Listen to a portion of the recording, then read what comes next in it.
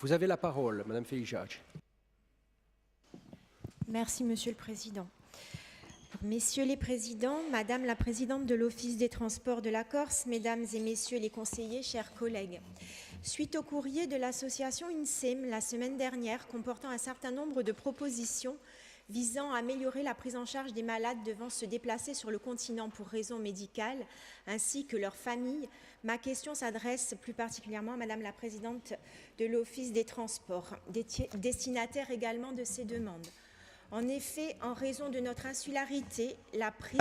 S'il vous plaît, là ce n'est pas une condition normale de travail. Hein. Donc je demande aux élus de ne pas gêner l'oratrice, hein, et à ceux qui ne sont pas élus de quitter l'hémicycle.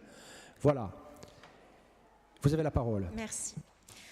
En effet, en raison de notre insularité, la prise en charge et le transport des malades, et particulièrement des enfants et de leurs familles depuis la Corse, pour une prise en charge médicale adaptée sur le continent, car elle n'existe pas sur place, revêt un caractère particulièrement important dont nous devons nous préoccuper. Évidemment, il est du devoir de la collectivité de Corse de tout mettre en œuvre pour aider ces familles afin de simplifier au maximum les procédures et lourdeurs administratives, les laissant se concentrer sur ce qui est de plus important, leur santé et leur guérison. Ainsi, en corollaire à la convention triennale de dispositifs d'aide aux familles des enfants originaires de Corse hospitalisés sur le continent, que nous allons renouveler lors de cette session, permettant une aide à l'hébergement, je souhaiterais savoir quelles sont les mesures fortes que l'Office des transports de la Corse mettra en place durant notre mandature afin de faciliter le transport aérien de ces malades et de leurs familles. Merci. La réponse du Conseil exécutif, donc, Vanine. Merci, Monsieur le Président. Madame la conseillère, avant de répondre à votre question en ma qualité de présidente de l'Office des transports de la Corse, je pense qu'il est nécessaire de rappeler les mesures déjà prises par notre collectivité pour la prise en charge des frais de transport des malades et de leurs familles sur le continent. L'Assemblée de Corse a adopté dès 2013 les premières mesures d'un dispositif de prise en charge à destination des familles avec enfants malades issus d'un constat, celui de la nécessité d'accompagner et de soulager les familles obligées d'engager des démarches et des frais importants pour la prise en charge médicale de leurs enfants, que l'offre de soins et la nature de leur pathologie privent d'un suivi en Corse. La volonté de la collectivité est de pouvoir répondre tout à la fois aux difficultés matérielles engendrées par l'hospitalisation d'un enfant sur le continent et d'améliorer la prise en charge ainsi que l'information des familles. Le dispositif, dans son économie actuelle, comporte 4 volets.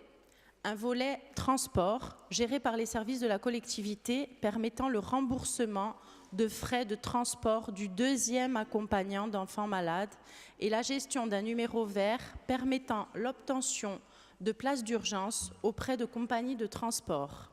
Un volet hébergement, permettant la prise en charge directe des frais d'hébergement des familles accompagnantes d'enfants malades dans le cadre d'un conventionnement auprès de 2 structures d'hébergement à Nice et à Marseille. Un volet information grand public, permettant le financement d'associations ancrées sur l'ensemble du territoire assurant ce rôle, et un volet mise en réseau des acteurs. En 2015 puis en 2017, l'Assemblée de Corse est venue amender ce dispositif en proposant des modifications destinées à l'amélioration de l'opérationnalité des mesures proposées.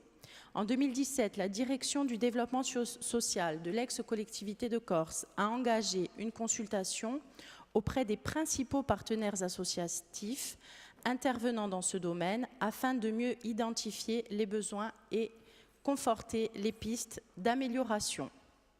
Ont émergé de ces consultations 3 priorités: la nécessité d'une meilleure visibilité du dispositif, un renforcement de l'offre vers les plus jeunes, l'intégration de l'évolution de pratiques médicales et notamment celle de la généralisation des soins en ambulatoire.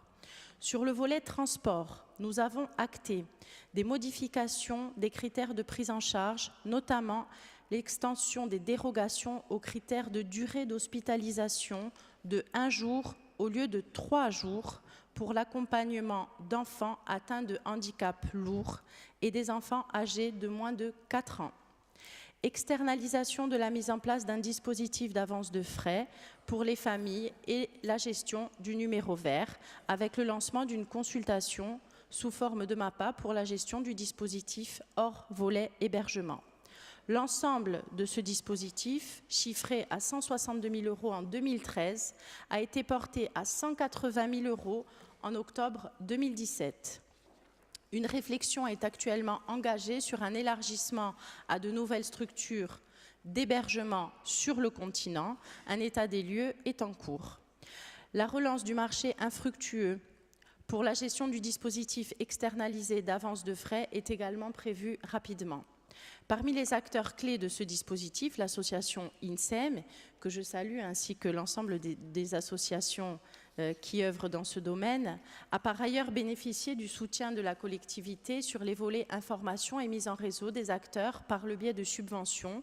Ainsi, l'aide attribuée en 2017 par les 3 anciennes collectivités s'est élevée à plus de 67 000 €. L'Office des transports de la Corse viendra compléter cet important dispositif par une exigence particulière portée à la simplification par le délégataire des procédures pour les malades devant se déplacer sur le continent, avec notamment la mise en place d'un embarquement prioritaire et de salles d'attente dans les aéroports de Bastia et d'Ajaccio. Un dispositif de quota de places à libérer en urgence serait redondant avec le dispositif existant du numéro vert. Par ailleurs, Air Corsica applique déjà le tarif résident au retour en Corse des malades transportés à l'aller par avion sanitaire. Enfin, nous allons solliciter l'extension de l'espace dédié aux malades existants à l'aéroport de Marseille et la création d'un nouvel espace dédié à l'aéroport de Nice. En conclusion, je dois toutefois rappeler une des orientations majeures de la collectivité en matière de santé, qui est d'améliorer en priorité l'offre de soins sur le territoire. Et je suppose que ma collègue Bianca Fadi, dans sa feuille de route, se fera l'écho de tout cela. Voilà, je vous remercie.